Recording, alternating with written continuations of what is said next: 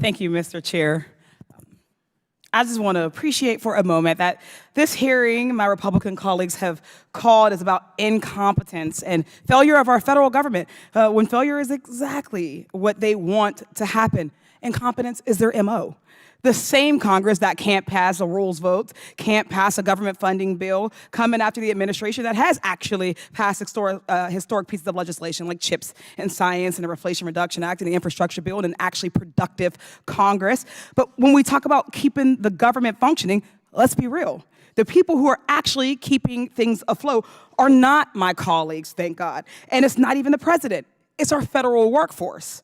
It's the hardworking career professionals across our agencies that work to improve our air quality and our water quality. They work to ensure that our medications are safe to take, that Social Security checks get to folks on time, and that our veterans can live with dignity and comfort after their service. These are regular folks who know how to get their job done day in and day out to serve the American people. There's a reason why these people are career professionals. There's a reason why they're not partisan shills. They have the right experience and knowledge to properly do their jobs. Yet Trump and the Republican Project 2025, whoever wrote it, whoever endorses it, it exists, wants to get rid of these workers and replace them with people whose only qualification is their loyalty and their financial support to Donald Trump. So while I would argue that my colleagues in the minority have in the majority have not proven competence, dismantling our government agencies is not incompetence, it's intentional. They're purposefully creating dysfunction. We've seen this in action as money pours into our elections, as our Supreme Court justices are wined and dined, and then given increasingly radical rulings. And now with their plan to gut these federal agencies and fill them with partisan hacks. They are purposefully shifting the balance of power to one man, Donald Trump, the same man who promised to be a dictator on day one, his words.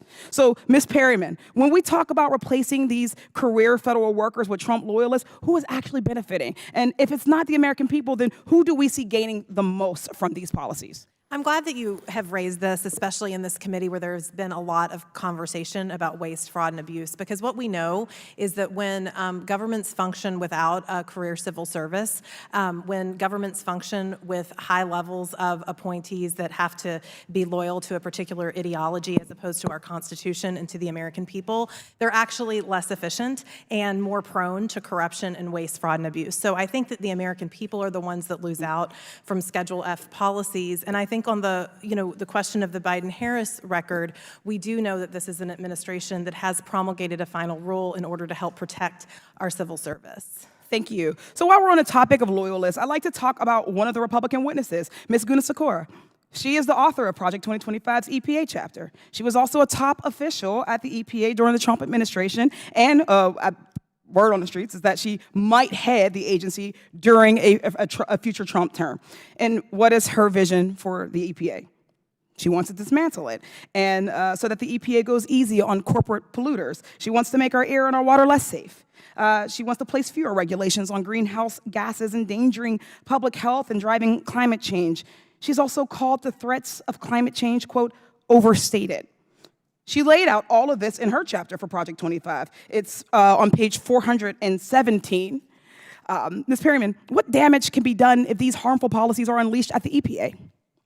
We know that it will make Americans less safe. It will make our world less safe.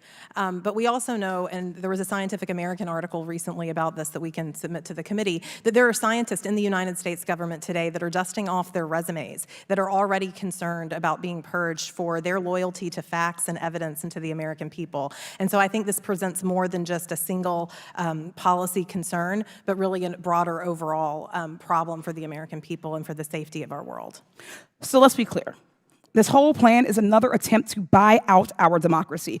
That's why Big Oil met with Trump at Mar-a-Lago. These corporations want less regulation. They want less government oversight. Dismantling our federal workforce makes that easier.